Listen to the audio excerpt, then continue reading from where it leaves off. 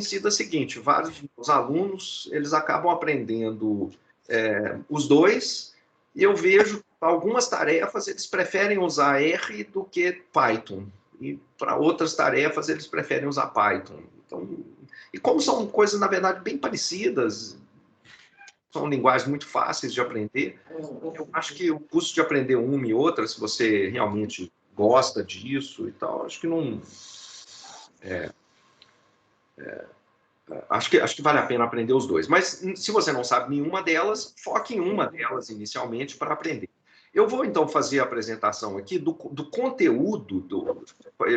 Você pode apresentar os resultados usando Python ou R, e eu vou estar apresentando alguns pedaços de código em R, mas por causa dessa liberdade agora, eu vou passar rapidamente pelo código. Eu não vou gastar tempo no código. Isso você pode olhar depois com calma, refazendo os passos. Eu vou enfatizar realmente na parte de conteúdo. Alguém quer fazer alguma pergunta? Parece que alguém estava... Não? Então vamos lá. O que a gente vai querer fazer? Essa provavelmente é uma aula bem curta, bem simples, bem fácil. A ideia de trabalhar com dados é que a gente está regularmente coletando dados dos mais variados tipos, numéricos, strings, imagens, sons, vídeos, e eles podem estar estruturados de forma complexa. Por exemplo, atributos individuais de usuários do Facebook podem estar organizados na forma de um grafo de amizade. Os dados individuais podem estar organizados como árvores genealógicas, num estudo de DNA, por exemplo, pegando os dados de várias famílias. Todos esses dados podem e são analisados estatisticamente. Nesse curso, no entanto, a gente vai se concentrar num único tipo de dado, aqueles que estão organizados de forma tabular. Então, eu não vou ficar discutindo aqui dados sob a forma de grafos. Na verdade, é uma parte que eu gosto muito e trabalho. Vários dos meus trabalhos de pesquisa são para esse tipo de estrutura de dados, mas nesse curso a gente vai enfatizar as coisas mais tradicionais, então dados que estão sob a forma tabular. Esse aqui é um exemplo simples dessa situação, onde o que a gente tem são aqui os 50 primeiros, na verdade, as 4 primeiras linhas, né? Mas, quer dizer, algumas linhas de uma tabela, onde a gente tem cada uma das linhas sendo um e-mail, e as colunas representando características desses diferentes e-mails. Deixa eu apresentar aqui aqui, tá? Então, o que são essas características? Essa primeira característica aqui, o spam, você vê que ela tem 2 valores, sim ou não, e o que ela está fazendo é especificando se aquela mensagem ela é considerada um spam ou não. O numchar é o número de caracteres que tem dentro do e-mail. Então, é um número, né, uma contagem do número de caracteres. Essa outra, que também é uma variável que tem um número associado com ela, é o número de linhas que tem dentro do e-mail. O formato, de novo, indica se o e-mail contém uma formatação especial, links, tabelas, etc., que indicaria que o e-mail está na forma de um HTML. Number, o que era mesmo? Se o e-mail tinha algum tipo de número, se ele era um número pequeno ou um número grande. São algumas características que podiam ser indicativas de que aquele e-mail era um spam. Por exemplo, spams, eles muitas vezes eles aparecem oferecendo valores monetários, né, gigantescos. O príncipe da Nigéria, que tem lá uma fortuna de não sei quantos milhões, aparece todos os zeros lá para te impressionar bastante. Basta você mandar um dinheiro para ele, que ele vai te dar a senha para você acessar, etc. Então, número, se tem um número muito grande ou não presente na mensagem, pode ser uma coisa relevante. A razão... ratio TI é um número que está entre 0 e 100, aliás, não, desculpe, um número positivo, não negativo, um número não negativo, que mostra quanto da mensagem que é constituída de imagens vis-à-vis a quantidade da mensagem que é constituída de texto. A porcentagem de OBS, que é isso mesmo, a porcentagem de HTML com texto obscurecido, né? Não sei como traduzir isso aqui exatamente. Em suma, são variáveis, algumas numéricas, algumas com uma categoria, é isso. Então, nesses dados tabulares, cada linha da tabela corresponde a um caso. Esses casos também são chamados de observações, instâncias ou exemplos. E cada coluna corresponde ao que a gente vai chamar aqui no nosso curso de variável. Uma variável também ela é chamada de atributo ou característica. Em inglês, um nome que a gente acaba usando muito, mesmo falando em português, é feature, que é isso daqui, característica ou atributo. É um atributo daquele dado, daquela observação, daquela instância. A tabela de dados coletados ela é chamada de amostra, ou sample, em inglês. Ou dataset também é outro nome comum. E essas variáveis, que são as colunas da tabela, elas podem ser classificadas em dois tipos de variáveis, as que são numéricas e as que são categóricas. Essas numéricas, por sua vez, se subdividem em contínuas e discretas, e as categóricas em nominais e ordinais. Então, vamos dar uma olhadinha nessas caixinhas finais aqui, nessas caixinhas, nessa tipologia. Primeiro, as variáveis que são numéricas, que podem ser discretas ou contínuas, elas... Uma variável desse tipo é uma variável em que faz sentido você somar, subtrair ou tomar médias destes valores, né? Então, por exemplo, a variável numchar, que é o número de caracteres, faz sentido, por exemplo, você perguntar qual que é o número médio de caracteres que aparece nas mensagens que não são spams. Compara isso com o número médio de caracteres das imagens que são spam. Então, faz sentido você somar valores aqui dessas linhas ao longo dessa coluna. Então, para as variáveis numéricas, faz sentido fazer isso. Algumas dessas variáveis numéricas, elas são discretas, assumem apenas alguns valores com saltos entre eles, inteiros nesse caso. Por exemplo, line breaks é uma variável que ela é o que a gente chama de discreto, ela tem os valores, são os inteiros positivos, 0, 1, 2, 3, 4. Enquanto que outras variáveis, como essas daqui, ratio TI e a porcentagem porcentagem obscura, elas são contínuas. Em princípio, ela pode ser qualquer valor num intervalo da reta real.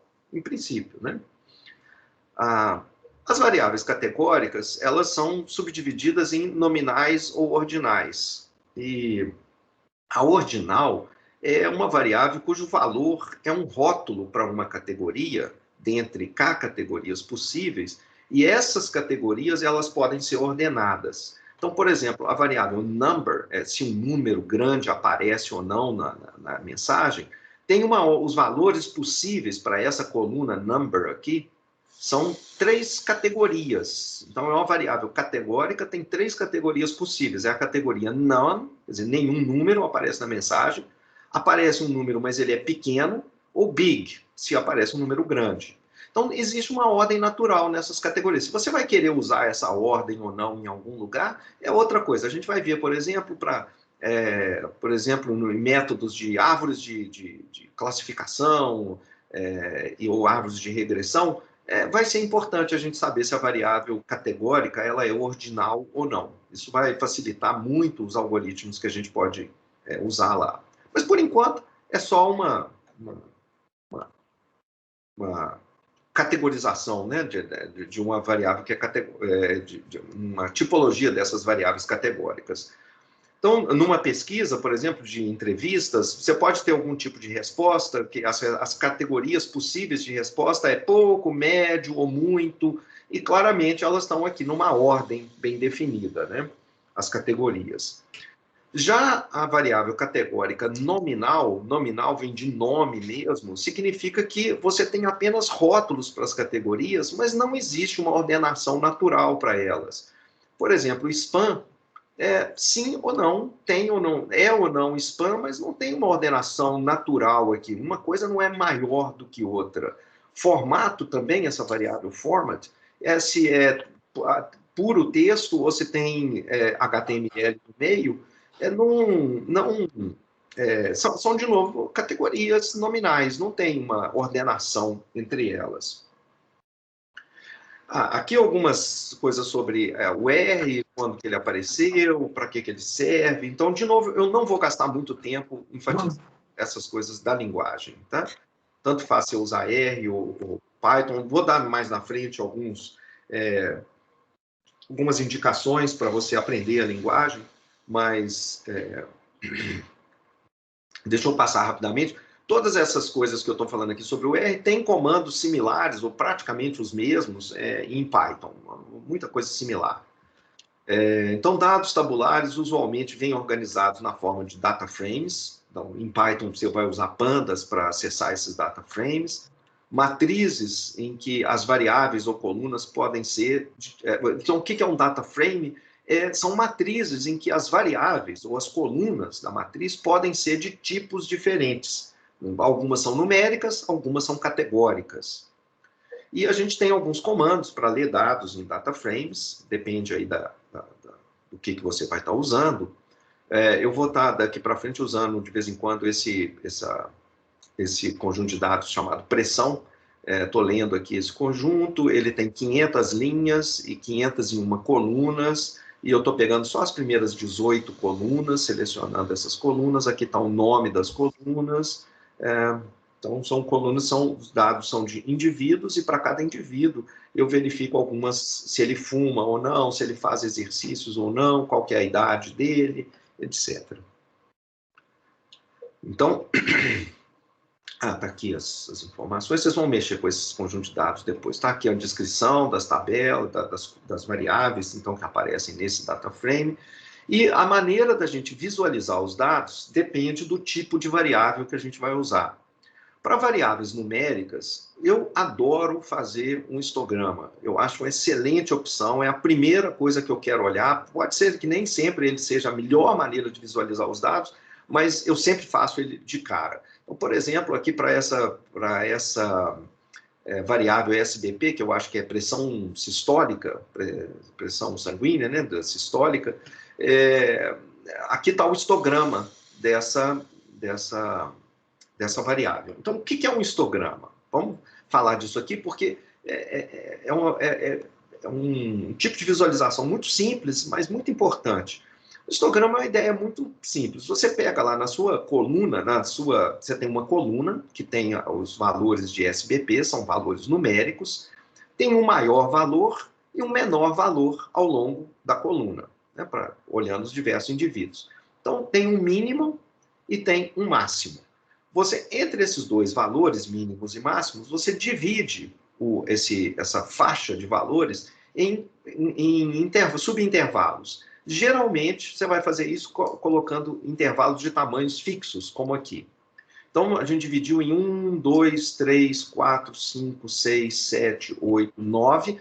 Quando você dá o comando ist, pressão, pegando do conjunto do data frame pressão, essa coluna, ele automaticamente olha o mínimo, o máximo, divide o intervalo em segmentos, em subintervalos, e dentro de cada intervalo ele conta quantos indivíduos daquele dataset tem a sua pressão sistólica, entre esse valor mínimo que está aqui e esse próximo valor. Vamos pegar um número mais aqui, ó. Esse daqui é um subintervalo cujo valor médio é mais ou menos 150.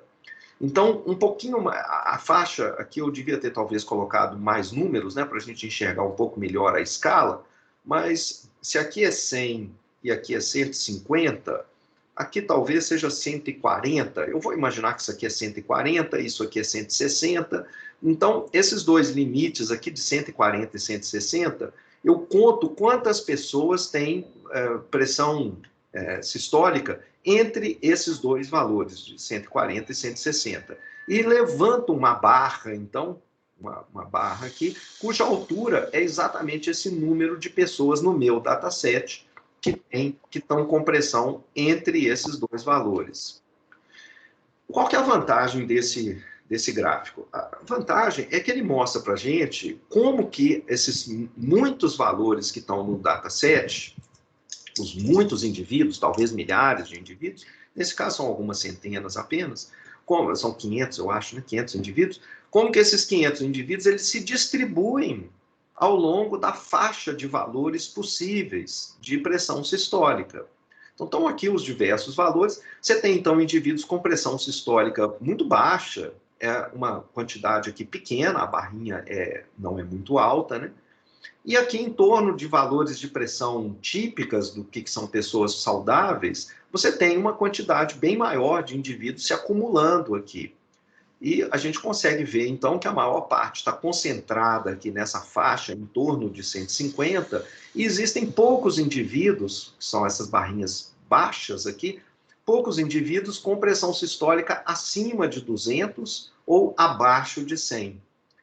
Então, a maior parte dos indivíduos fica aqui fechada dentro dessa faixa de 100 a 200. Uns poucos indivíduos para lá, uns poucos indivíduos para cá.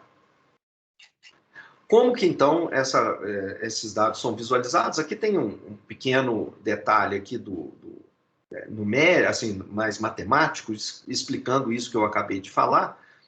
Eu vou só passar por isso daqui rapidamente, porque mais na frente, lá na frente em probabilidade, na hora de explicar densidade de probabilidade, a gente vai usar esses histogramas, e aí essa notação vai ser relevante. Então, depois você dá uma olhadinha nisso, mas é isso daqui. Você pega os N exemplos que você tem, forma uma grade no eixo horizontal, quebrando ele em pequenos intervalos, todos com o mesmo comprimento delta, pega o número de exemplos em cada um desses diferentes intervalos, eu vou chamar de N1, o número que cai no primeiro intervalo, N2, o número que cai no segundo intervalo, etc. E faz um retângulo usando o intervalo da grade como base, no eixo horizontal, e a altura do retângulo é igual à contagem NI de dados que caem no intervalo, que é isso daqui. Uma outra opção é, em vez de você fazer a contagem, colocar no eixo vertical aqui, a contagem, como a gente fez aqui, esse outro maneira bastante importante lá para a densidade e probabilidade, é você colocar a proporção que cai no intervalo I dividida por delta. Quer dizer, você, em vez de colocar uma altura que é NI, você coloca uma altura que é NI dividido por um número que é o mesmo para todos os intervalos. Nzão é o número total de dados que você tem, 500. Deltinha é o comprimento do subintervalo, que a gente fez de igual tamanho. Então, nesse caso aqui, você está simplesmente pegando essa contagem e dividindo por um valor que é o mesmo para todo mundo, para todos os subintervalos. O que acontece nesse segundo caso é que você garante, ao fazer essa divisão, que a soma das áreas dos retângulos vai ser igual a 1, como no caso de uma densidade de probabilidade que a gente vai ver mais na frente. Então, lá no R, e em Python, você tem essas opções, quando você vai fazer o histograma, tem um comando básico, e você pode ir acrescentando coisas, por exemplo, para controlar aonde que você vai querer esse subintervalo, se você não quiser usar o default. Aqui, esse comando é o comando que garante que você está fazendo usando essa segunda opção aqui, de maneira que a soma das áreas é igual a 1, fazendo essa divisão.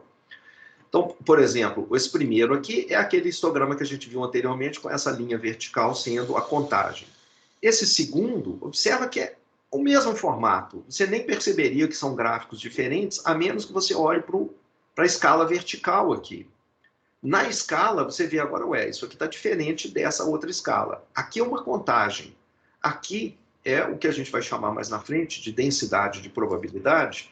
E o que ela está mostrando aqui é aquela proporção dividida pelo N delta. Ou seja, aqui a gente está garantindo que se você calcular as áreas desses retângulos, a soma dessas áreas é igual a 1. Aqui a soma das áreas não é, porque tem barras aqui que são alturas enormes, 150 e tal. Aqui a soma das áreas é um negócio diferente do que está do lado de cá.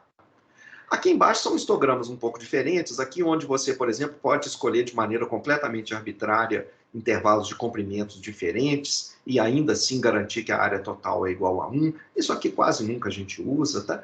E aqui é uma outra maneira de fazer um gráfico, você também faz isso em Python, onde você não só pede intervalos agora, não o default, mas você pede um número maior de intervalos. Aqui eu estou pedindo 13 intervalos, igualmente espaçados. Estou pedindo para ele fazer o prop igual a t, então a área total igual a 1. E eu estou pedindo para ele acrescentar esse último comando aqui, o rug, ele acrescenta no último gráfico que eu fiz, ele acrescenta esse tapete aqui embaixo.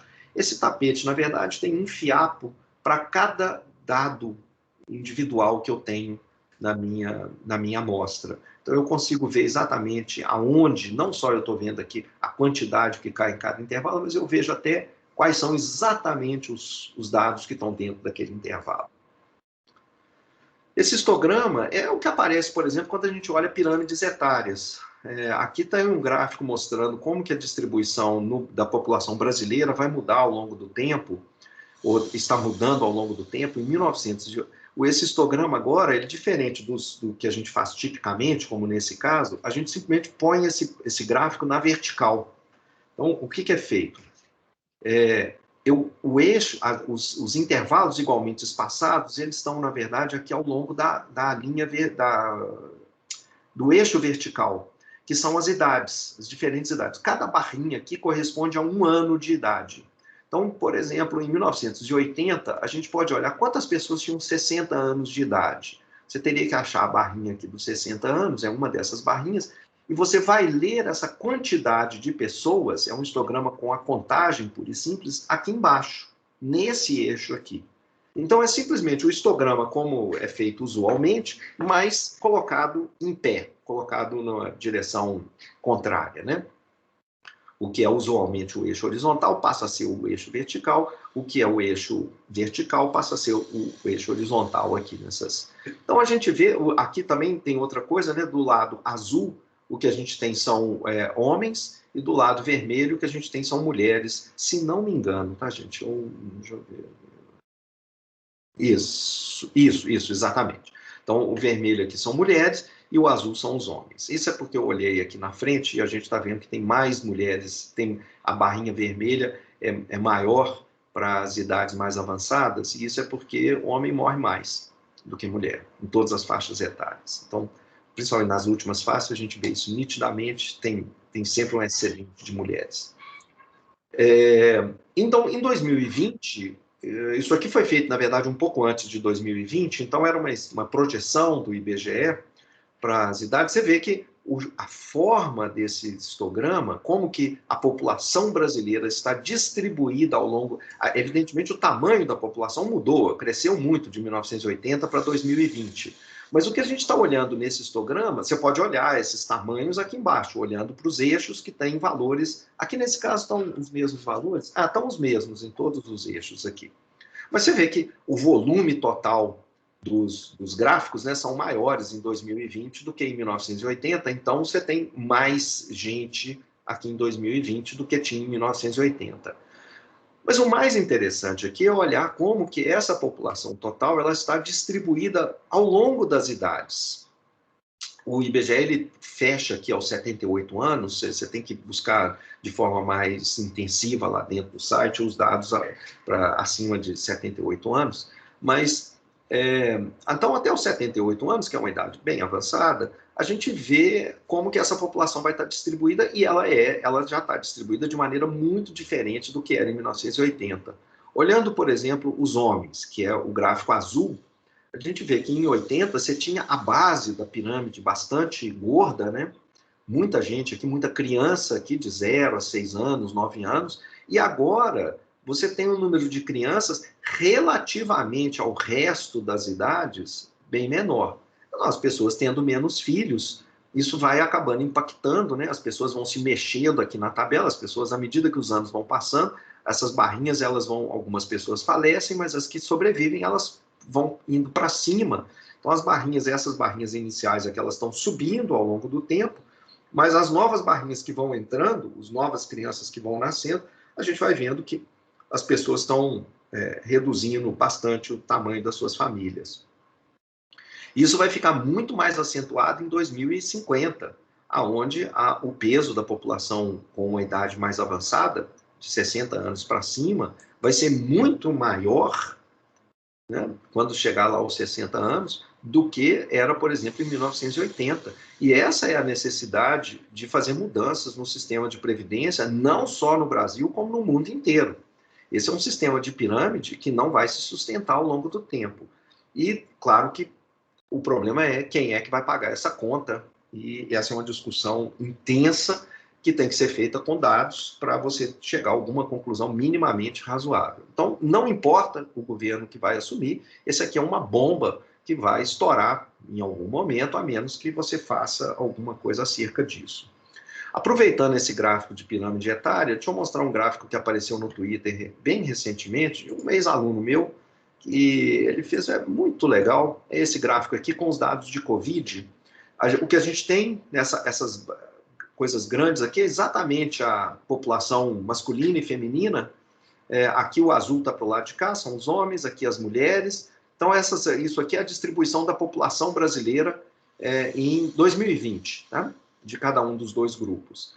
Agora, aqui dentro, ele fez outro histograma. Essa cor mais intensa aqui, esse azul mais intenso aqui, por exemplo, são aquelas pessoas em cada uma das faixas etárias que estão ao longo do eixo vertical, que tomaram a segunda dose da vacina. Isso estava atualizado para o dia 26 de abril.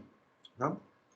Ele provavelmente no site dele ele tem isso aí mais atualizado. Eu peguei rapidamente aqui antes da aula, a primeira coisa que o Google me mostrou.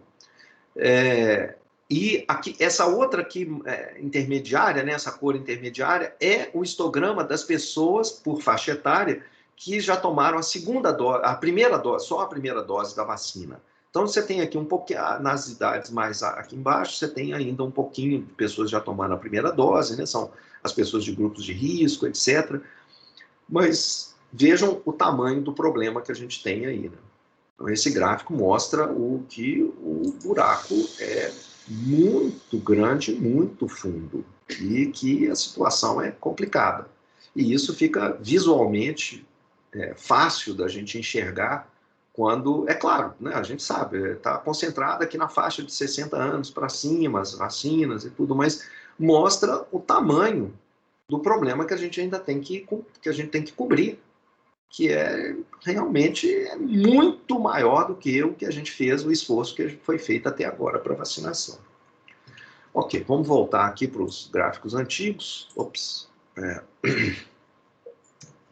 E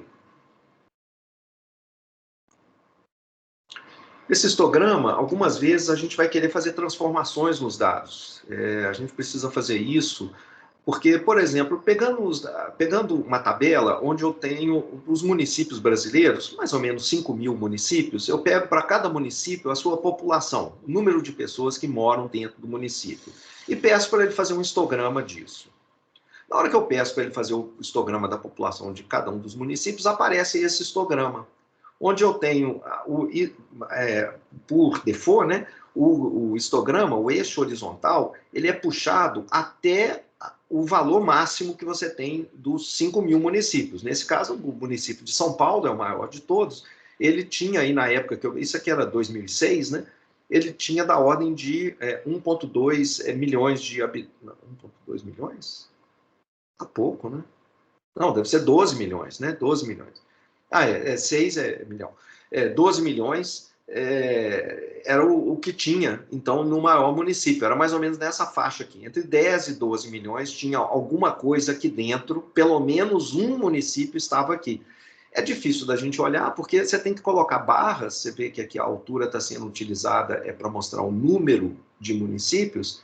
Então, a gente tem 5.000 municípios, a imensa maioria deles está aqui, com valores abaixo de 1 milhão. Não passa de 1 milhão de habitantes. A imensa maioria dos 5.000. Acima de 1 milhão tem alguns, não sei se 1, 2, não dá para a gente ver direito nesse gráfico aqui, mas tem alguma coisa. Como ele vai até aqui em cima, o gráfico puxou esse eixo até lá em cima. Bom, então, imaginando que esse número de municípios aqui é muito pequeno, eu talvez possa pedir uma ordenação da tabela, olhar eles um por um, mas deixa eu tentar fazer uma coisa um pouco mais simples, falando o seguinte, então, deixa eu ver só esse grupo de municípios aqui, que é a imensa maioria deles, que tem uma população até 1 milhão. Então, eu vou cortar, jogar fora todos esses caras aqui e pedir para ele refazer, os códigos estão aí em algum lugar, então, lá no livro, texto, tem esses códigos, tá? Mas refazer esse gráfico, esse histograma, usando apenas os municípios que têm população até 1 milhão. Então, me dá o histograma de todos os municípios, mas apenas aqueles que têm uma população menor do que 1 milhão de habitantes. E o gráfico resultante é esse daqui. Observa que não é tão diferente do primeiro. E que, de novo, fica difícil da gente enxergar alguma coisa, porque a imensa maioria dos 5 mil municípios, ou dos municípios com menos de 1 milhão, que quase todos os 5 mil, eles estão concentrados aqui. O que é esse pedaço? Esse pedaço, como isso aqui é 200 mil, é até 100 mil habitantes. A imensa maioria está aqui, até 100 mil habitantes, e tem uns poucos municípios se estendendo até 1 milhão de habitantes. Poxa, então, deixa eu fazer um gráfico um pouco diferente, olhando a população até 500 mil, cortando aqui até 500 mil, o gráfico fica assim, cortando agora, pegando apenas aqueles municípios que têm até 100 mil habitantes, que são estes daqui, e aí a gente vê que ainda tem um gráfico onde a concentração de municípios é em municípios extremamente pequenos, a imensa maioria dos municípios, mais de 2.500, com a população menor do que 10 mil habitantes, e a partir daí caindo lentamente, parece que, nem é tão lentamente, né, mas parece que cai rapidamente, mas depois parece que vai caindo mais devagar aqui, ao longo as barrinhas aqui já decai pela metade, mas depois vai diminuindo devagarinho aqui, daqui para frente. Então, num caso como esse, às vezes é mais interessante, em vez da gente apresentar esse gráfico aqui, da população total, nesses números, a gente fazer uma transformação do dado e apresentar ele numa escala diferente. Uma das escalas que a gente mais gosta de utilizar é a escala logarítmica. Nesse caso, eu calculo o logaritmo de base 10 de todos os municípios, e aí eu faço um histograma agora, mas, de novo, colocando aqui a quantidade de municípios, mas no eixo horizontal, eu não olho mais a população diretamente, eu estou olhando o logaritmo da população. Então, como é log na base 10, eu sei que, por exemplo, se o log na base 10 for igual a 4, o que eu estou olhando é 10 elevado a 4. A população é 10 elevado a 4. É da ordem de 10 elevado a 4, ou seja, 10 mil. Então, essa barra que está aqui, são os municípios que estão entre 4 e 4,5, quer dizer, entre 10 mil e 10 elevado a 4,5, que vamos imaginar que é alguma coisa que não chega a ser 100 mil, mas deve ser alguma coisa como o quê? Talvez, sei lá, 350 mil, vou chutar aqui. Então, a gente está olhando aqui, essas barras aqui são aquelas barras que estão em volta de 10 mil, essas daqui são as barras que estão associadas com 10 elevado a 5, 100 mil, aqui 10 elevado a 6, 1 milhão, etc. Então, o que a gente está vendo aqui é um crescimento, mas numa escala geométrica, né? Num crescimento multiplicando por 10. Então, cada uma dessas barras aqui, elas vão aumentando nessa escala logarítmica, e agora eu consigo ver grosseiramente que se aqui era difícil enxergar alguma coisa, aqui a gente vê que parece que os municípios eles se distribuem de uma maneira mais visualmente mais agradável se você olha eles não numa escala de crescimento aritmético, mas numa escala de crescimento geométrico. E aqui eu vou substituir, aqui só fazendo uma troca de novo, só visual no gráfico, né? Trocando, em vez de colocar 3, 4, 5, eu vou relembrar aqui na escala que o que eu estou olhando, na verdade, são os municípios que estão com população de 10 elevado a 3, na ordem de 1.000. Aqui de 10 mil, de 100 mil, etc. Um outro tipo de gráfico que é útil é o ramifolhas. Ele, se a quantidade de dados ela é pequena, vale a pena fazer. Você pode fazer até na mão esse ramifolhas. Eu vou deixar para você ler isso daqui, porque a gente praticamente ninguém mais faz isso hoje em dia. Então eu deixo para você ler isso aí, se você quiser ver com uns dados de futebol. E aí tem umas explicações. Tem uma descrição pormenorizada. Isso que eu estou falando agora, gente, não sei se vocês estão lendo, mas deixa eu parar aqui um segundinho. Eu estou usando aqui. Eu estou usando o livro, né? Eu tenho um livro que eu ando escrevendo, um dia talvez vai ter terminado, mas esse livro ele tem, principalmente esse primeiro curso aqui que a gente está vendo, o curso A, ele tem um texto razoavelmente bem preparado, bem escrito, com... Se você, inclusive, achar erros ou partes ruins, por favor, me avise. Eu sei que tem muita coisa aí que está faltando, já tem várias outras partes aqui, mas eu tirei porque elas estão ainda muito incompletas.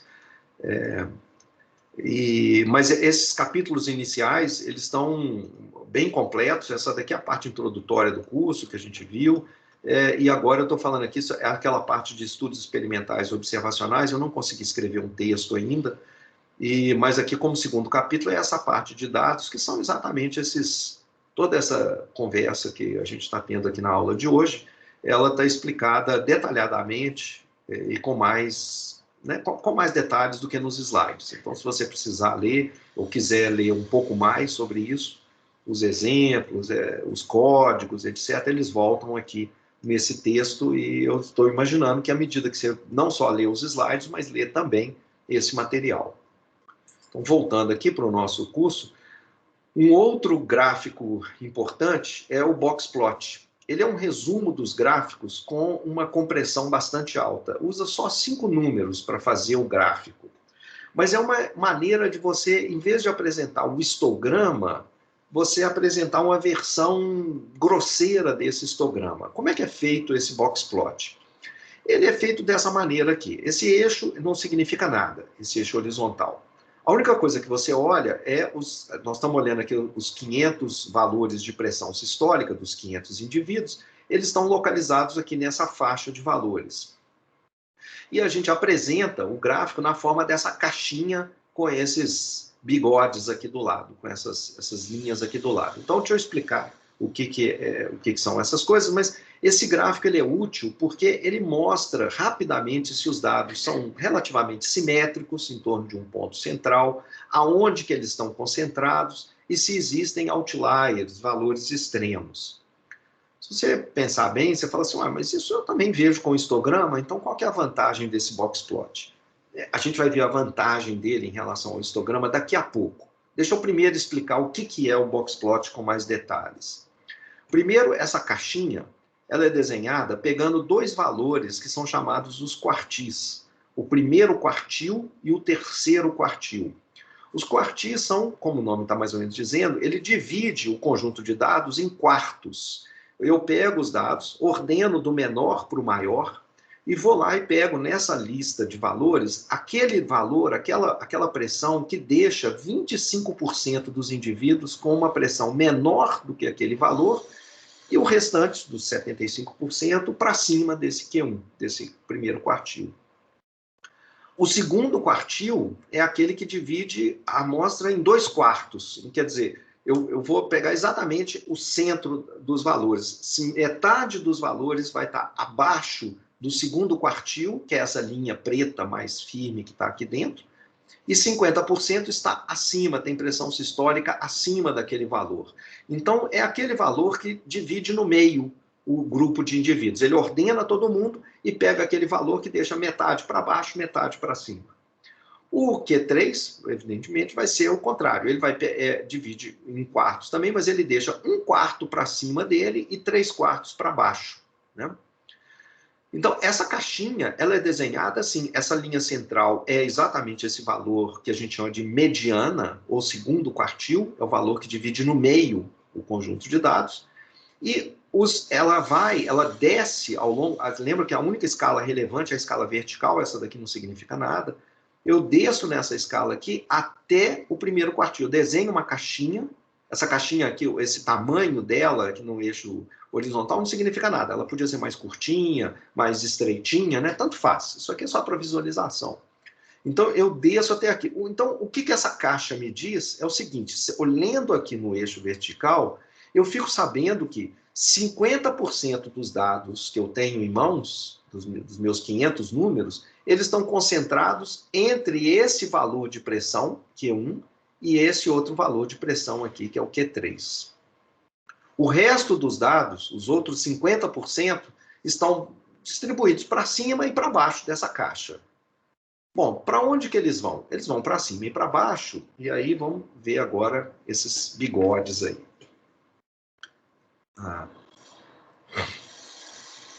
Então, essas linhas aqui, elas tentam indicar até onde vão os dados que eu tenho. Então, como que essas linhas elas são feitas? Elas são feitas da seguinte maneira. Essa linha superior, ela tem um comprimento U igual a 1,5 vezes o comprimento da caixa. Essa caixa é chamado de o range interquartílico, né, que é essas diferenças. Então, eu puxo, isso é chamado de whiskers, ou bigodes de gato, sei lá por que inventaram esse nome. Mas aí, esses bigodes aqui, eles são puxados, então, para baixo. Quer dizer, você pega esse comprimento da caixinha, esse comprimento aqui, multiplica isso por 1,5 vezes. Então, uma caixinha seria mais ou menos até aqui. Você ainda pega meia caixinha, então vai mais ou menos até aqui. É onde vem esse bigode aqui. O de cima é a mesma coisa. Você puxa 1,5 vezes lá para cima. Então, esses bigodes, eles estão mais ou menos até aqui. E daí para frente, você apresenta e mostra os dados individuais. Cada uma dessas bolinhas corresponde a um indivíduo que teve essa pressão sistólica que você lê no eixo vertical. Então, daqui a pouquinho eu falo esse OU que eu estou falando aqui. Então, esses pontos que estão sendo mostrados individualmente, eles são potencialmente outliers, valores extremos. Então, deixa eu mostrar esse OU que eu estou falando aqui, ele vai ficar mais claro se eu apresentar ele aqui com esse tipo de dado. Agora, esses aqui são dados que eu mesmo gerei no computador. Então, estão aqui dados relativamente simétricos, em torno de um ponto central, uma caixinha. Então, concentra 50% dos dados aqui entre esses valores. Eles vão para cima ou para baixo. São esses dados aí da pressão sistólica. Agora, esses outros aqui do lado, acho que eu que inventei. O que acontece? Esses dados são, você vê que não tem nada abaixo de 0.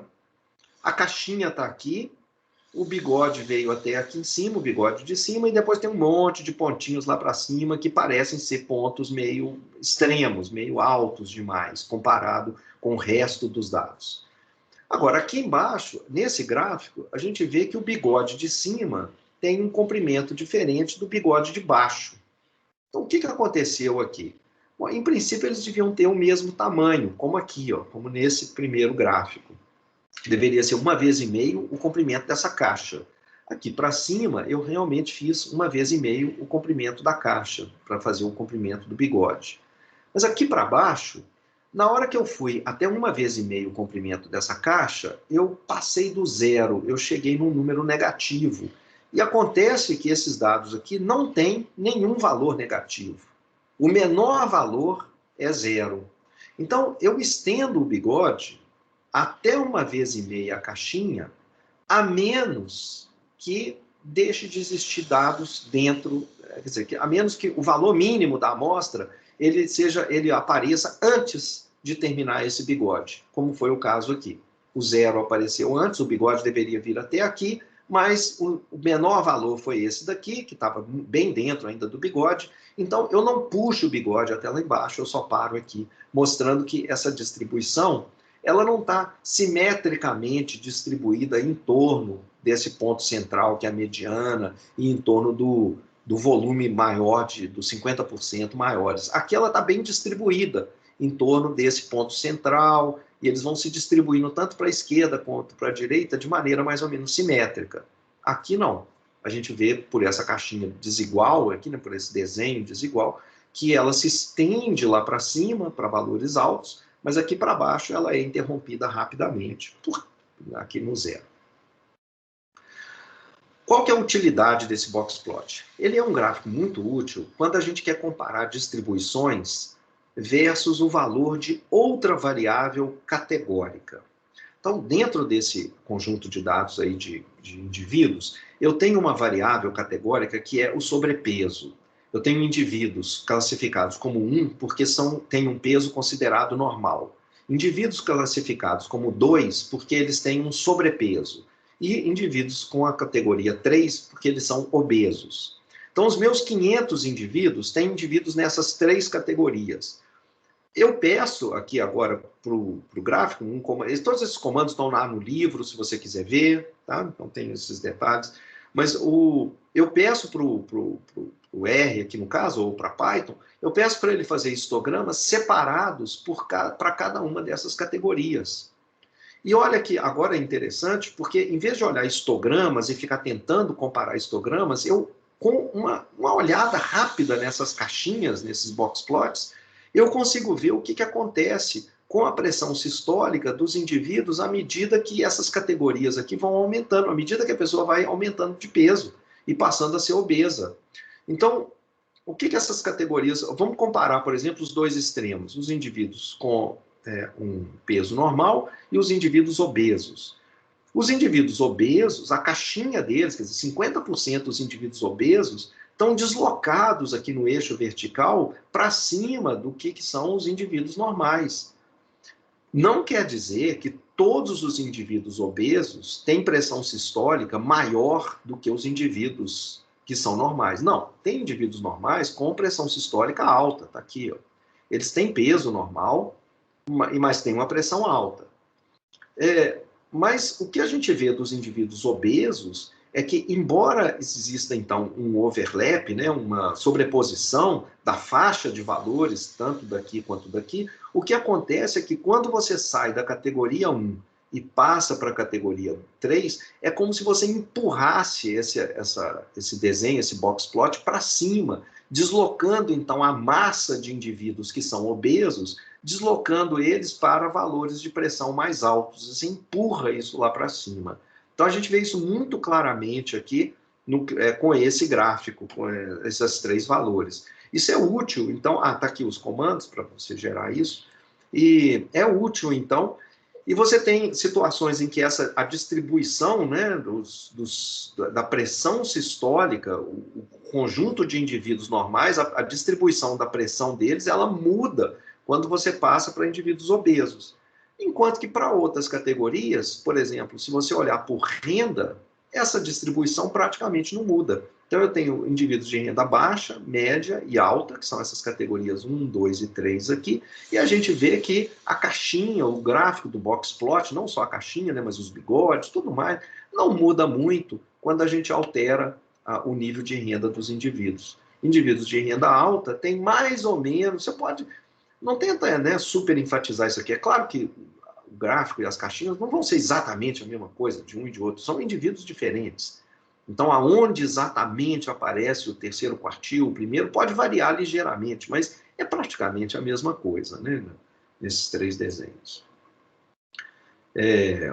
E a gente pode, inclusive, começar a fazer umas coisas mais complicadas usando mais de uma variável categórica ao mesmo tempo. Então, eu estou fazendo aqui, de novo, a pressão, mas eu estou querendo olhar como que essa pressão sistólica, a distribuição dessa pressão entre os indivíduos, ele muda quando eu pegar diferentes grupos de indivíduos. Eu estou considerando aqui tanto o sexo dos indivíduos, masculino e feminino, quanto o sobrepeso, indivíduos normais, que é 1, com sobrepeso 2 e obeso, que é 3. Então, aqui estão as mulheres, essas 3 primeiros, e aqui estão os homens.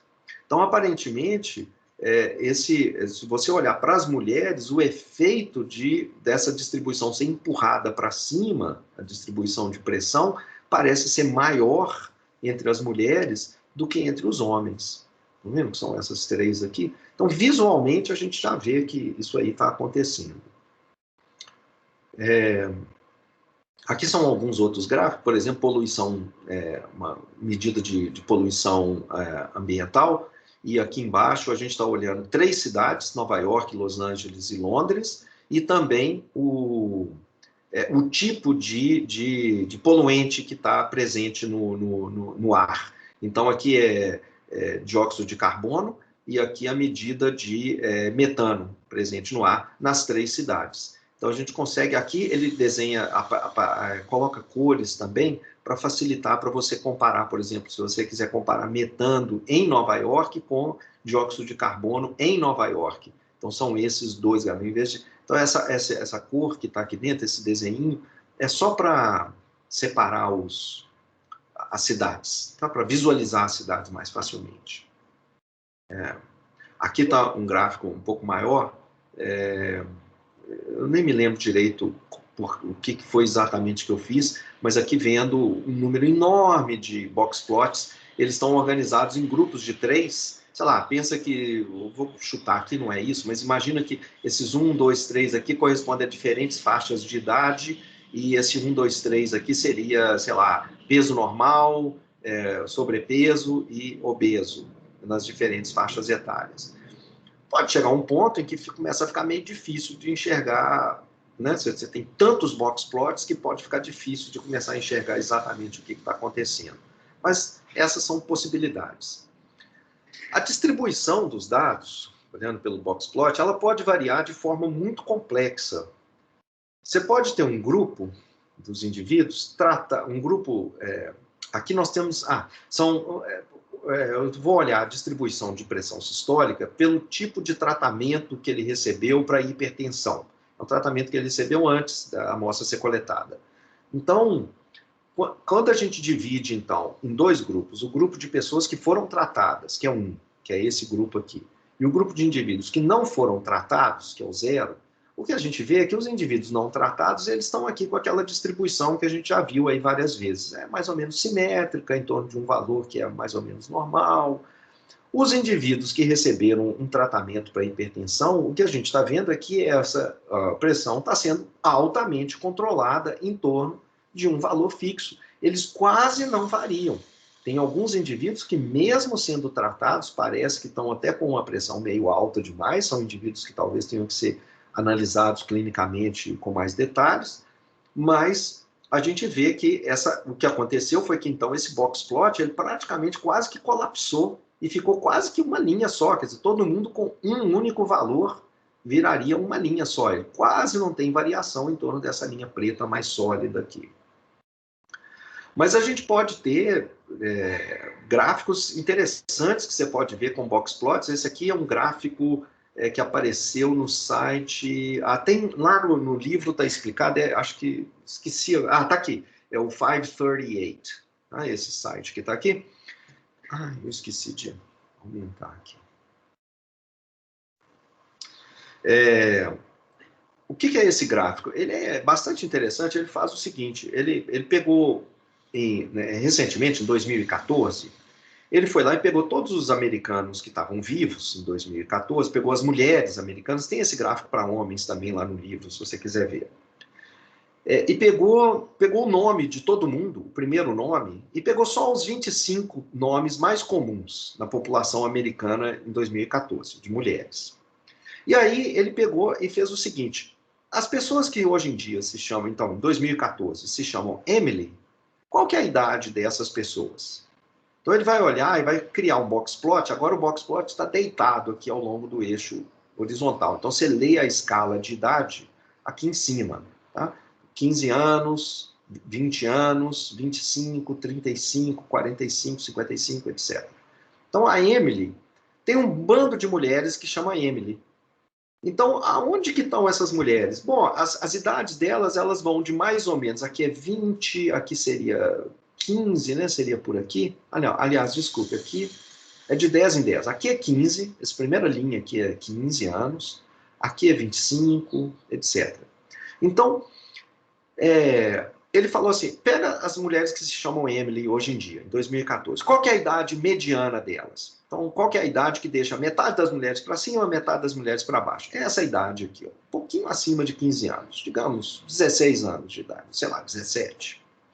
Então, as Emilys, elas estão mais ou menos em torno de 17 anos de idade. E como é que elas se distribuem em torno dessas 17? Então, geralmente, Emilys são jovens. Mas é um nome que existe há muito tempo, não tem nenhuma novidade nesse nome. Qual que é a faixa de idade dessas mulheres que se chamam Emily? Bom, aqui está a caixinha dos 50% central. Então, 50% das mulheres que se chamam Emily, elas vão de mais ou menos 25 anos até, aqui é 15, então, sei lá, 10 anos. Então, entre 10 e 25, 50% delas. Claro que pode ter uma mulher lá com 75 anos que se chama Emily também. A gente não está vendo nem os bigodes, nem os outliers aqui. Ele colocou, porque seria muita informação no gráfico, ele está colocando só essa caixinha central. Tá, os 50% que se chama Emily. E aqui ele vai descendo com os outros nomes.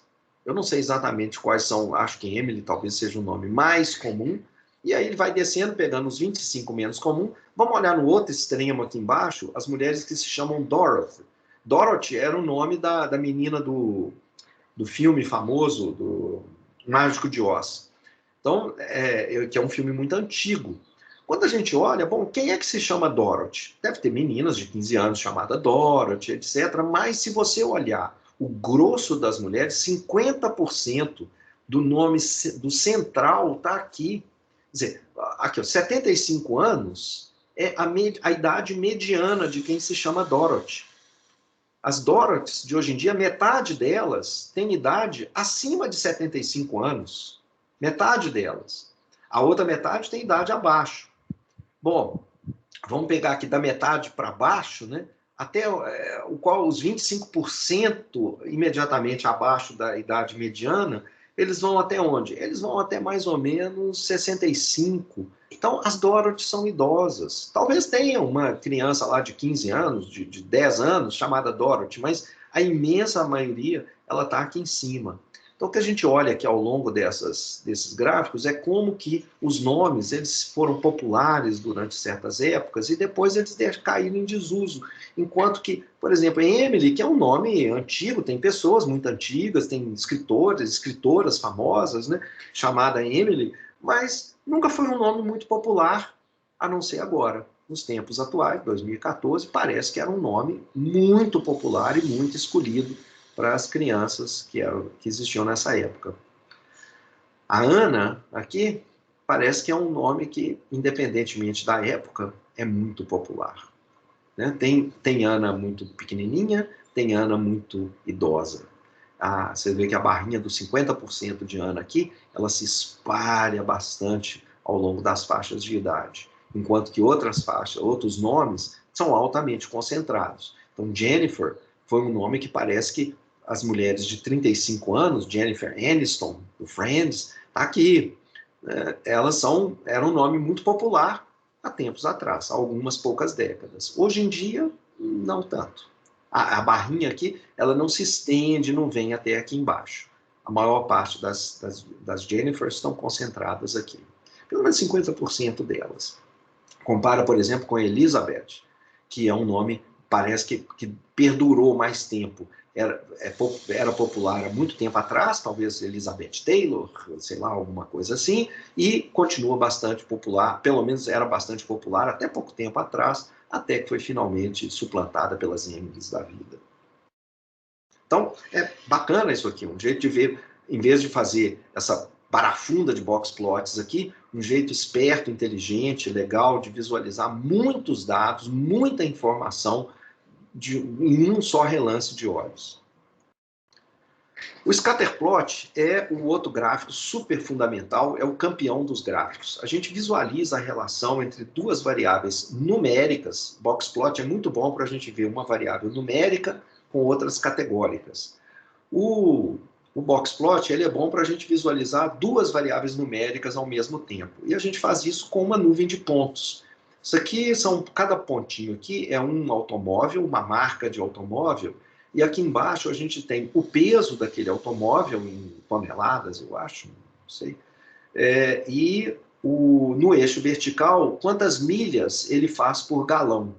Então, um cara que faz 10 milhas por galão é um carro muito pesado, que precisa, que consome muita gasolina.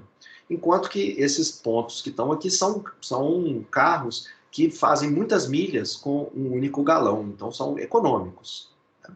E aqui a gente vê claramente uma associação de peso e consumo de gasolina, né? Então, os carros que são mais pesados, que estão para cá, para a direita, eles estão, em geral, com valores de milhas por galão aqui embaixo, no eixo.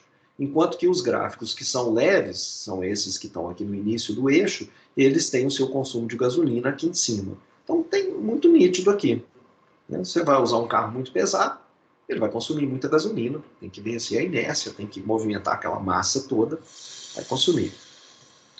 Com mais pontos, com mais carros, essa relação, que talvez não seja tão óbvia aqui, mas é mais ou menos clara, né? Mas com mais carros, isso fica muito nítido, tá? Tá de novo aqui o peso, acho que não sei se agora está em quilos, não sei, e aqui milhas por galão, de novo a gente vê, talvez seja em libras, né? A gente vê nitidamente essa associação aonde carros mais leves eles tendem a ter um consumo de gasolina mais alto. Tem muita variação, né? Tem uma faixa grande aqui de valores, mas nitidamente essa faixa ela vai diminuindo e ficando concentrada aqui embaixo, em milhas por galão.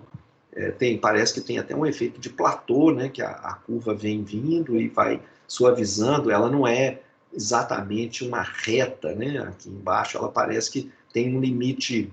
Parece que fabricar carros que consomem mais do que andam só 10 milhas por galão, parece que é uma coisa que não vai pegar bem no público, então nem é comercializado esse tipo de carro. A relação, a gente consegue visualizar nesse gráfico relações que são mais complexas do que essas simples que estão aqui. Então, aqui é um exemplo de scatterplot, eu não me lembro agora exatamente das variáveis, mas o que a gente vê de novo são os pontos individuais se colocando no gráfico, mas numa forma que não é de crescimento constante ou decrescimento constante, como a gente viu aqui. Né? O que a gente vê é um efeito meio parabólico aqui de sobe e desce, uma forma de U.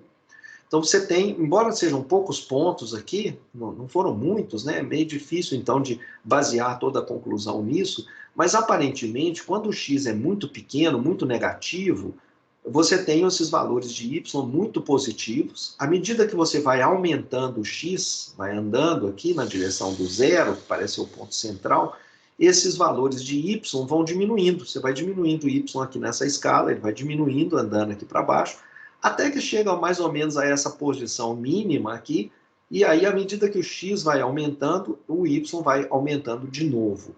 Então, é uma relação complicada. Como que o y responde ao x? Quando você variar o x, como que o y responde? Bom, depende de onde a gente está aqui na região. Se você estiver nessa região positiva do x, se você sair aumentando o x, o y vai aumentar. Mas se você estiver nessa região negativa aqui do x, se você sair aumentando o x, o y vai diminuir. É uma relação mais complexa, mas exige um pouco mais de palavras para você descrevê-la.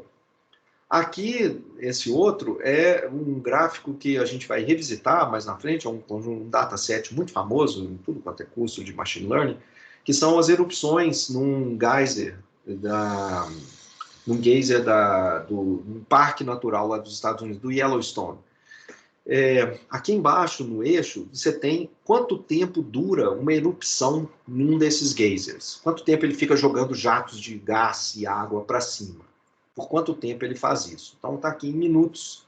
Então, tem um bando de erupções que foram medidas que duram mais ou menos 2 minutos. Está aqui, em torno de 2 minutos. Mas tem um bando de outras erupções também, cada um desses pontinhos é uma dessas erupções, que duram mais ou menos 4,5 minutos. Mais de 4 minutos.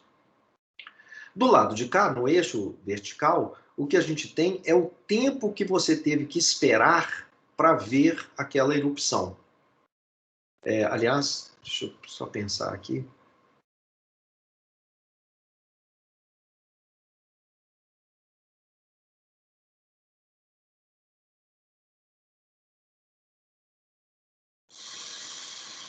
Eu acho que isso aqui é o tempo que você teve que esperar para ver a próxima erupção.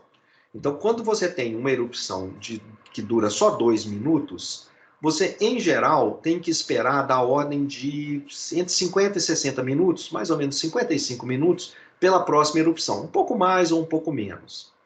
Mas quando o geyser ele fica tendo uma erupção que dura muito tempo, parece, quando ele dura mais de 4 minutos, você tem que esperar um tempo muito mais longo, que dura mais ou menos 80 minutos, 1h20, enquanto que aqui é um pouco menos de 1 hora. Aqui talvez pareça ser assim, um efeito de esgotamento, né, da quantidade de vapor, de água e de pressão que tem lá embaixo, porque disparar. Então, ele acaba, para você, se ele dispara por muito tempo, ele esgota esse reservatório, e para ele preencher de novo e aí esgotar, você tem que esperar um tempo mais longo para a próxima erupção. Esses scatterplots, eles podem ser vistos até sob a forma de uma matriz. Você tem lá nas principais bibliotecas do R, do Python, maneiras de fazer essa scatterplot matrix, uma matriz de scatterplots. Se eu tenho vários carros e eu meço várias variáveis, milhas por galão, eu não lembro o que é essa variável DISP, também não lembro o que é o DRAT, isso aqui é o peso. Eu tenho, então, 4 variáveis aqui, e o que eu estou fazendo é mostrando porque como eu tenho 4 variáveis, o scatterplot, eu só posso fazer o gráfico de uma variável contra outra, então um par de variáveis. Então, nesse scatterplot matrix, o que eu estou fazendo é visualizando todos os pares de variáveis simultaneamente. Então, e ele gasta um tempinho inicialmente para você perceber um pouco mais como é que isso funciona. Às vezes pode parecer confuso no início, mas é só você gastar um tempinho olhando um desses gráficos, que ele rapidamente você entende e passa a ser muito útil. Vamos concentrar na parte de cima aqui da matriz. Só esses gráficos acima da diagonal principal. Depois eu falo dos de baixo. Acima da diagonal principal, como é que você vê esse gráfico aqui? Você vê ele da seguinte maneira. Nesse eixo vertical, você tem essa variável MPG. E no eixo horizontal, você tem a variável que você vê no eixo horizontal, que é DISP, essa outra variável. Então, esse gráfico aqui, esse scatterplot, é dessa variável versus essa outra. Daqui a pouco a gente volta nesse gráfico, vamos passar para esse daqui. E esse daqui? Ó, a variável vertical continua sendo a mesma, MPG. Mas a variável agora do eixo horizontal é a que você lê aqui embaixo, DRAT. E finalmente, nesse terceiro gráfico, no eixo vertical você vê a variável MPG e no eixo horizontal é a variável peso, que está aqui embaixo. Ah, tá bom. Já entendi. Nesse gráfico aqui, então vamos olhar para esse gráfico aqui. Então estão aqui os pontos e esse ponto aqui muito alto, qual que é o valor da variável DRAT aqui no eixo horizontal? Porque não tem escala aqui, onde que eu vejo isso? Bom, como essa escala vai aparecer em vários gráficos, por exemplo, ela vai aparecer nesse daqui, também vai aparecer nesse aqui, ele coloca, para economizar espaço, só em um desses gráficos, ele pôs aqui embaixo. Então, se você quiser olhar os valores aqui, por exemplo, sei lá, o valor central aqui, qual que é esse valor central? Você vem aqui embaixo e acha que é 4. Tá? Se você quiser saber, por exemplo, o valor central aqui do eixo vertical, esses pontos aqui, qual que é o valor do MPG deles? Bom, MPG, vamos ver, não achei para o lado de cá, deixa eu ir para o lado de cá, tá aqui. Então, a escala está aqui nesse gráfico aqui. Então, ele escolhe um desses quadradinhos para colocar a escala, que vai ser a mesma para os outros elementos do gráfico. Então, é assim que você olha cada um desses gráficos aqui.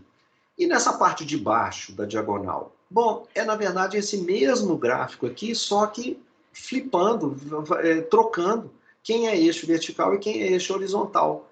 Porque esse gráfico aqui agora são esses mesmos pontos, mas você tem que ler assim, no eixo horizontal, o que tem é o MPG. E no eixo vertical, o que você tem é o DISP.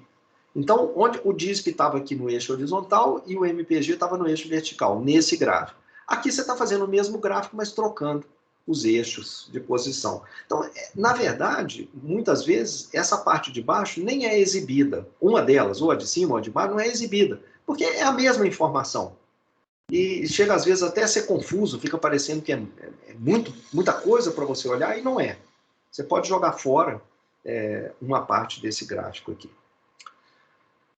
Às vezes, as nuvens, elas são mal comportadas, essas nuvens de pontos. Aqui, por exemplo, eu estou fazendo gráficos em que, em geral, é bem comportado. Quando uma variável aumenta, a outra também tende a aumentar, ou o contrário, quando uma aumenta, a outra tende a diminuir.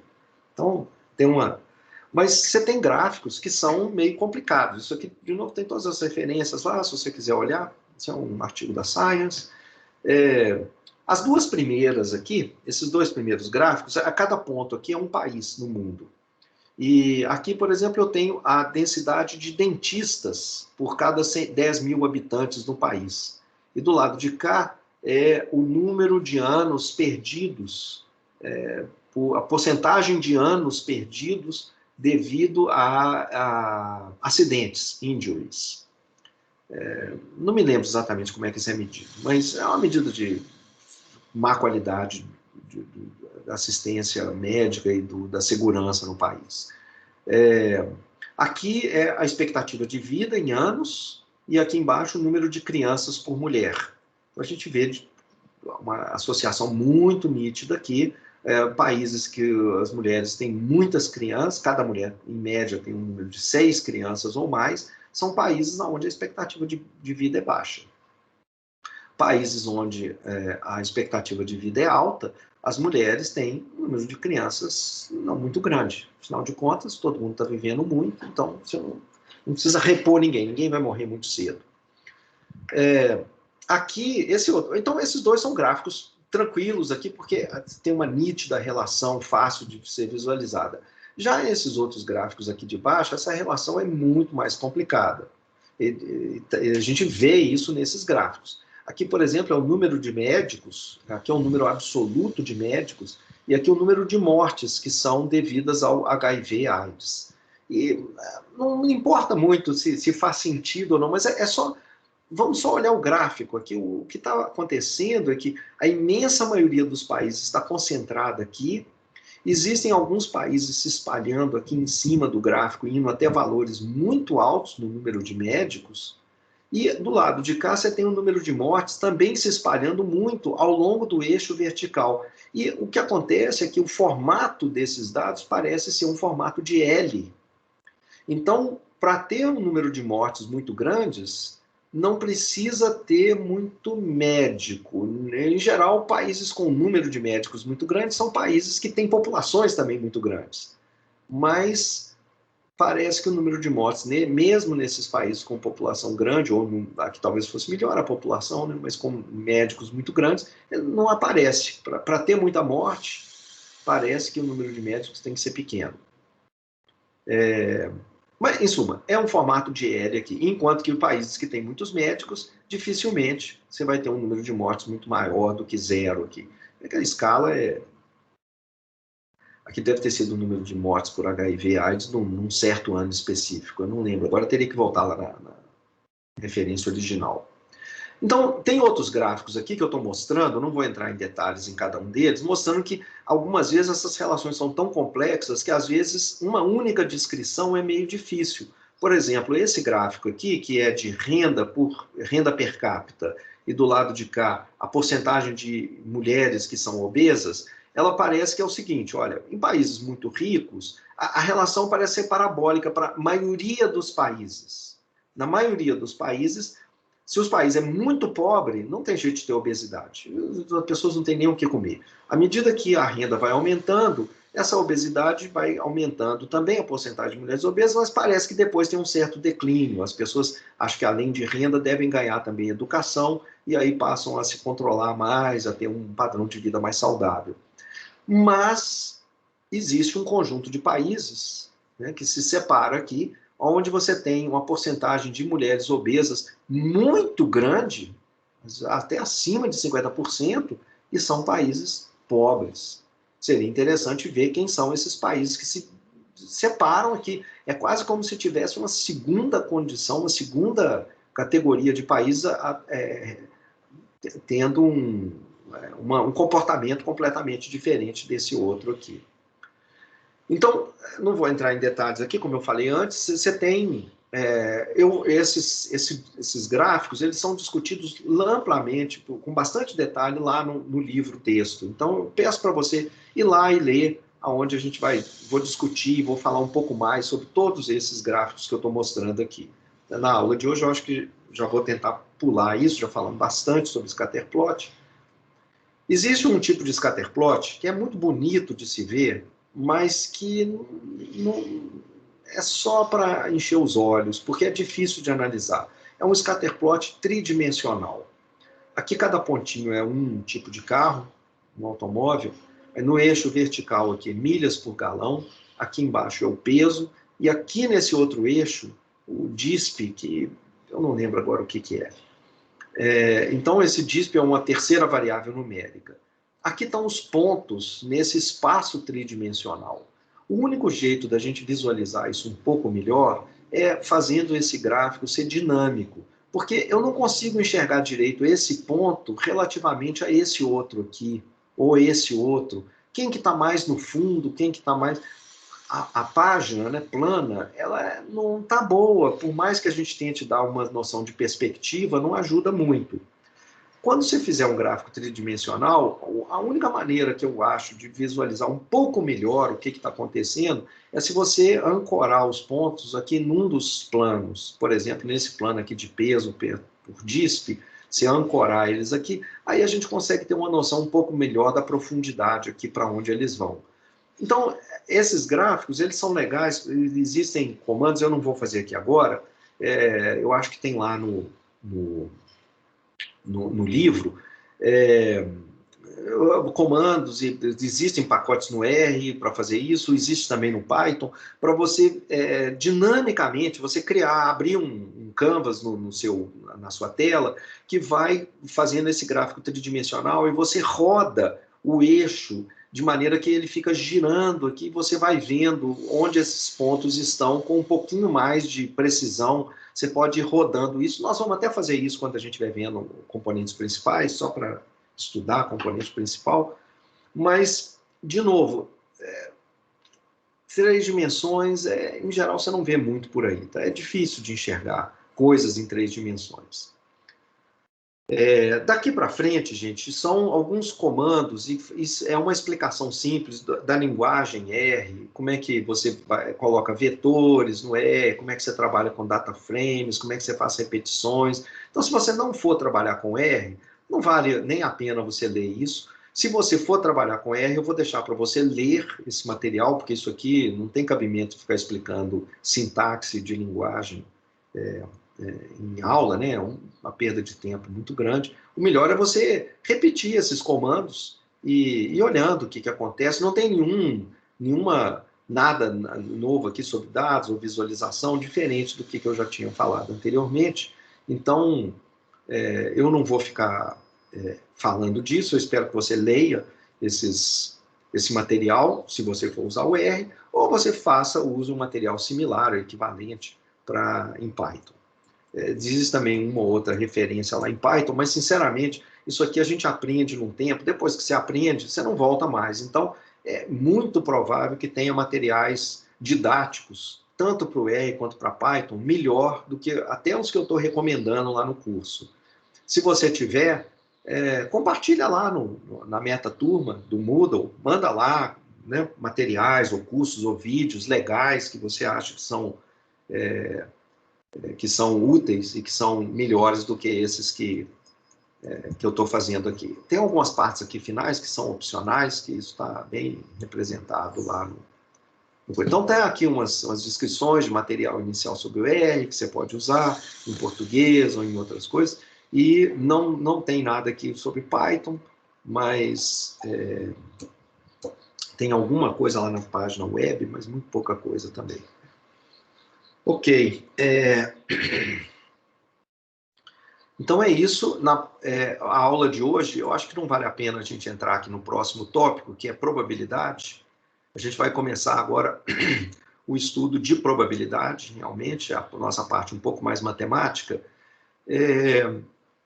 Para quem for pegar esse material lá no site, eu vou editar tanto o livro aqui na parte de probabilidade, antes da próxima aula, mas essa edição ela vai ser muito pequena e basicamente apenas essa introdução que está aqui. Esse parágrafo aqui, isso aqui que vocês estão vendo, eu vou editar e vai provavelmente ficar mais ou menos até aqui. Então, eu vou falar isso na sala. Então, se você quiser começar logo a leitura, quiser olhar, quiser adiantar, você já pode começar lendo esse material aqui. Ele não vai ser alterado. Daqui para frente, do 3.2 para frente, não vai ter alteração nenhuma. No 3.1, o que eu vou fazer é acrescentar 2 parágrafos adicionais, mais ou menos desse tamanho que está aqui. Está simplesmente descrevendo, conectando essa noção de probabilidade bem básica que a gente vai ver com alguns estudos mais avançados de probabilidade. Mas é só introdutório. A mesma coisa aqui nos slides. Então, os slides, na próxima aula, o que eu vou ter é mais ou menos uns 2 ou 3 slides anteriores a esses primeiros que estão aqui, a esses aqui, e que é simplesmente para dar um contexto um pouquinho maior de onde que essa coisa se encaixa numa teoria mais avançada. Ok. Então, gente, por hoje é só.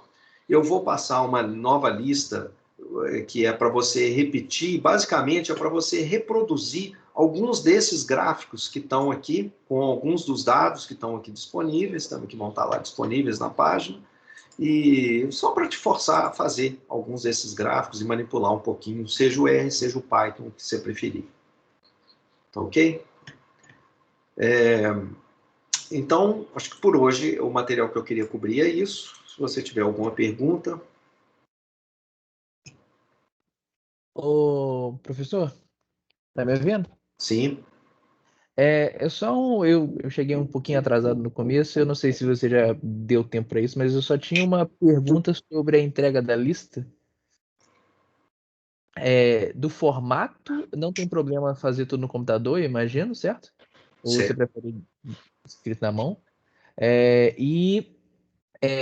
Depois da entrega, depois que já tiver dado nota e tal, se vai ter algum gabarito, alguma coisa para mim conferir, porque eu quero curiosidade e quero entender também se eu estou respondendo certinho, sabe? Não sei sobre o gabarito. Uhum. Eu acabei de ficar sabendo que eu acho que eu ganhei um monitor. Quer dizer, nós ganhamos um monitor aqui no curso. Então, passa a ter a possibilidade, sim, de ter o gabarito. Uhum. Mas, com certeza, não vou ter gabaritos em R, em Python. Vai Ah, ser não, sim. Mas no caso da lista lá, que era do livro, só mesmo, ou caso tiver alguma dúvida de como responder a questão depois que entregar e quiser tirar, pode ter sim. esse caso. Com certeza, para essa primeira lista, sim, porque ela, como eu falei anteriormente, é uma lista que, quando eu fui fazer, e eu estava no meu PhD, então não era nem início de carreira, nem nada, eu já estava careca de fazer estudos estatísticos, etc., eu tive dificuldade. Entendi. Eu tive que, não dificuldade técnica, mas É a pergunta, né? exatamente.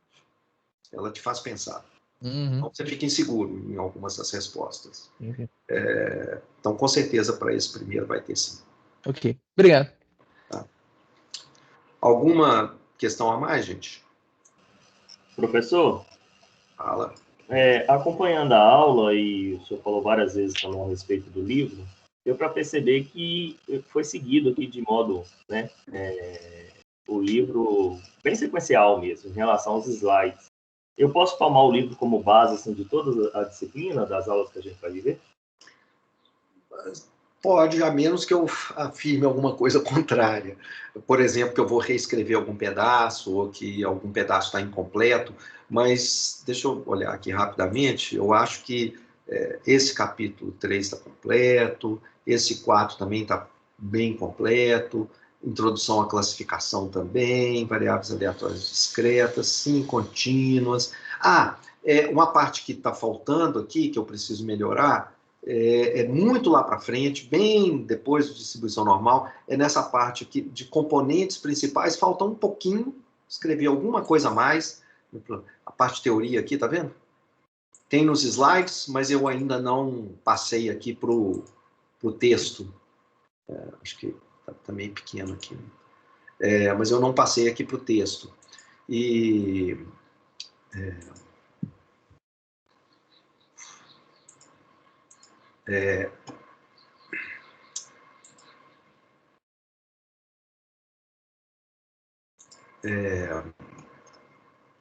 Então, aqui, tá vendo? Essa parte de teoria aqui está faltando. Então, mas isso está lá na frente, no capítulo 14, está bem na frente, tá? Tem outros que estão mais ou menos completos, mas não na forma assim de texto. Basicamente, eu simplesmente joguei os slides aqui, sem escrever como texto propriamente dito. Na verdade, já tem isso aqui mais ou menos escrito, mas deu tantos erros de compilação que eu deixei desse jeito antigo, que estava aqui só com os slides. Ok, obrigado.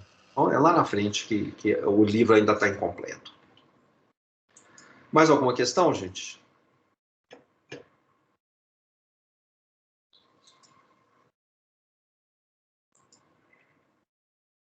Ok, então... Ih, cacete, eu não gravei essa aula. Putz. Pô, gente, ninguém me lembrou. Tá gravando, professor. Tá gravando. Gravaram sim, professor. Alguém falou para gravar. Alguém pôs para gravar? Elizabeth, coloquei. Fantástico, Elizabeth, muito obrigado. Pode fazer sempre isso. Fantástico, viu? Uma dor de cabeça danada. Legal. Beleza, gente. Então tá. A gente se vê aí na próxima aula, então. Tá bom? Tá bom. Até mais, professor.